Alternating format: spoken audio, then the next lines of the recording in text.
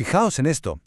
Una sola decisión, tomada en un desierto hace miles de años, acabó dibujando el mapa del futuro para tres de las religiones más grandes del mundo. Un simple momento, una elección, que no solo definió una vida, sino el destino de millones. Vamos a ver cómo ocurrió todo esto. Pues sí, esa es justo la pregunta que vamos a explorar, metiéndonos de lleno en el capítulo 13 del Génesis. Porque, a ver, esto no es solo un cuento antiguo, ¿eh? Es un punto de inflexión, un momento clave cuyo impacto, ha moldeado civilizaciones y creencias a nivel mundial. Para entenderlo bien, vamos a seguir este camino. Primero, esa decisión en el desierto. Luego, veremos cómo la riqueza trajo conflicto y separación. Después, esas dos miradas, esos dos destinos. Analizaremos el eco de la promesa de Dios y al final sacaremos algunas lecciones que, ojo, nos sirven para hoy. Vale, para hacernos una idea de la magnitud de esta historia, tenemos que hacer un pequeño viaje en el tiempo, a un mundo que, ya os digo, no se parece en nada al nuestro.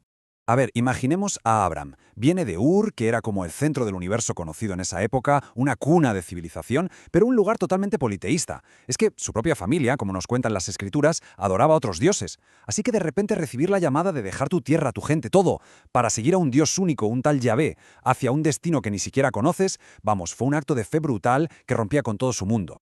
Pero después de un tiempo en Egipto, la cosa da un giro curioso. La bendición que se le había prometido a Abraham se vuelve real, tangible. Pero, ¿qué pasa? Que trae un problema que nadie se esperaba. Y aquí viene lo fascinante, la ironía.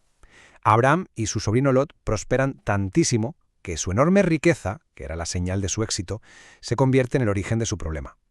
Tenían, por así decirlo, demasiado éxito para poder gestionarlo juntos.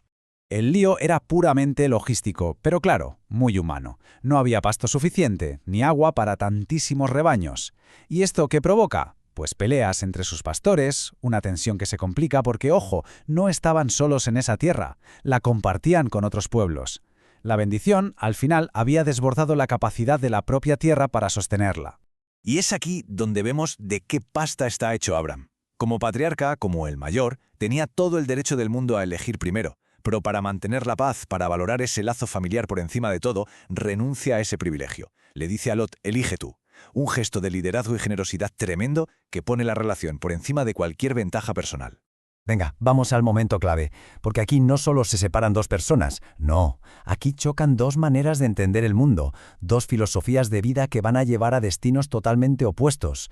Este contraste es fundamental, fijaos, Lot levanta la vista y elige lo que parece más lógico, lo obvio, la llanura del Jordán, que era un vergel tan verde y bien regada que le recordaba el paraíso.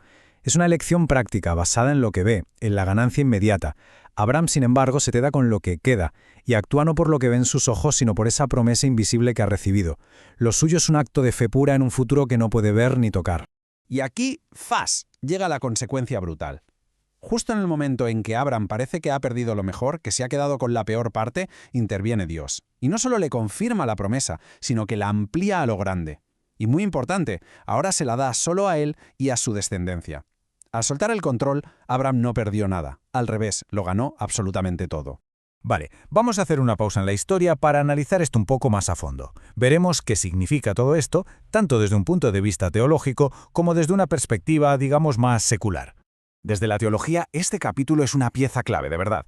Demuestra que el plan de Dios sigue adelante, sin importar las decisiones que tomemos los humanos. La elección de Lot, que parecía la más inteligente, en realidad los saca del camino de la promesa.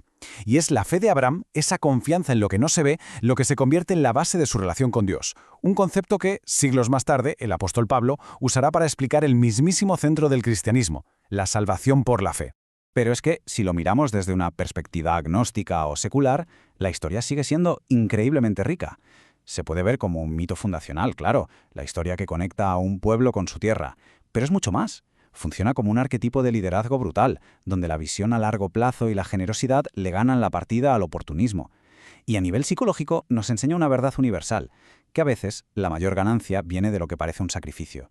Una lección sobre la naturaleza humana que resuena con una fuerza tremenda, tengas o no creencias religiosas. Entonces, vamos a lo importante. ¿Qué nos dice esta historia de hace 4000 años sobre los líos que tenemos nosotros hoy? Pues las lecciones son sorprendentemente actuales. Primero, eso de decidir basándote en principios, no solo en lo que parece más rentable a corto plazo.